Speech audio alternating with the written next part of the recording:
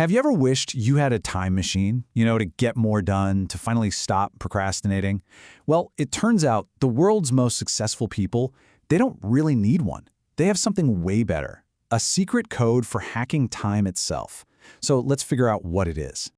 Okay, so meet Arav. He's 12, super smart, and dreams of being a space architect. Right now, he's got this massive project for the Young Architects competition, designing a whole Mars colony. The catch? It's due at midnight. And of course, his favorite video game, Galactic Raiders, is just sitting there, calling his name. It's that classic battle, isn't it? What you should do versus what you really, really want to do.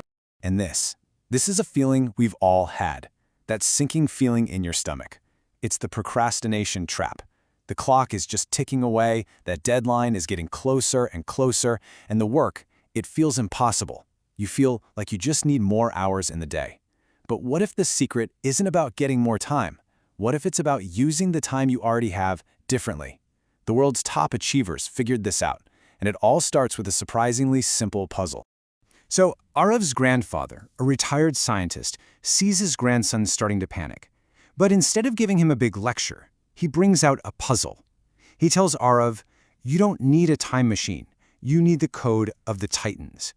Okay, so his grandfather's puzzle is really just a metaphor for your day. That empty jar, that's your 24 hours. It's finite, you can't make it bigger. The big rocks, those are your most important goals, that huge school project, taking care of your health, spending time with family.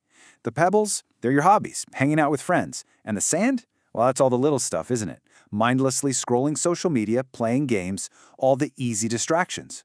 The challenge seems simple enough. Get it all into the jar. So Arav, like pretty much all of us would, he grabs the sand first. It's easy, it's fun. He pours in the games and all the distractions. Then he adds the pebbles, his hobbies. But now the jar is almost totally full. So when he tries to add the big rocks, his Mars project, they just don't fit. The most important things get left out. So why do we all do this? Well, the answer is actually deep inside our own heads. It's all about our brain's internal software. See, we're basically programmed to choose the path of least resistance, to grab that easy, fun sand first. So, to hack time, you've got to first understand the operating system you're working with. Think of your brain's decision-making power like the battery on your phone. This is a concept that super high achievers like Steve Jobs and Barack Obama completely mastered. Every single choice you make, every choice, from what shirt to wear to what to eat for breakfast, it drains that battery. They automated the small, unimportant decisions so they could save their precious mental energy for what truly mattered. And this slide just lays it all out, doesn't it? You wake up in the morning with a full charge, totally ready to tackle those big rock projects. But by the end of the day, after making hundreds, maybe thousands of tiny decisions, your brain is in low power mode. Trying to start a huge, complex task at this point, it's like trying to run a super demanding app when your phone is on 1% battery. It's just not going to work well. So, if our battery is running low, what does our brain want? It wants a quick charge, right? A reward. And that's where dopamine comes in. Now, a lot of people think it's just the pleasure chemical, but it's actually way more than that. It's a powerful learning signal. When you do something and get a reward, dopamine spikes, and it tells your brain, hey, that was good, remember that, do it again. And that's how you create a really powerful habit loop. But here's the challenge. The sand in your life, video games, social media, it is literally engineered to give you immediate, high dopamine rewards. Level up, new like. It's a highly addictive loop. But your rocks, like homework, they offer a delayed reward. That good grade is days, maybe weeks away. So your brain, which is always looking for that instant hit, will always gravitate towards the sand. So how in the world do you fight your own brain chemistry? Well, here's the secret. Billionaires and geniuses don't really fight it. They use specific tools. They're almost like magic spells to work with their brain's programming instead of against it. Just take a look at two titans of industry. You've got Elon Musk, who uses time blocking. He literally slices his entire day into 5-minute slots to create this constant sense of urgency. Then, on the complete other end of the spectrum, you have Bill Gates, who champions deep work. He takes entire think weeks just to focus with zero interruptions. So completely different methods, but they both achieve the same thing: incredible productivity. Now, you might not be running SpaceX, and you probably can't take a whole week off just to think. But there's a technique that kind of bridges these two extremes. It's a simple, super practical spell you can cast right now to get started on any difficult task. It's called the Pomodoro technique.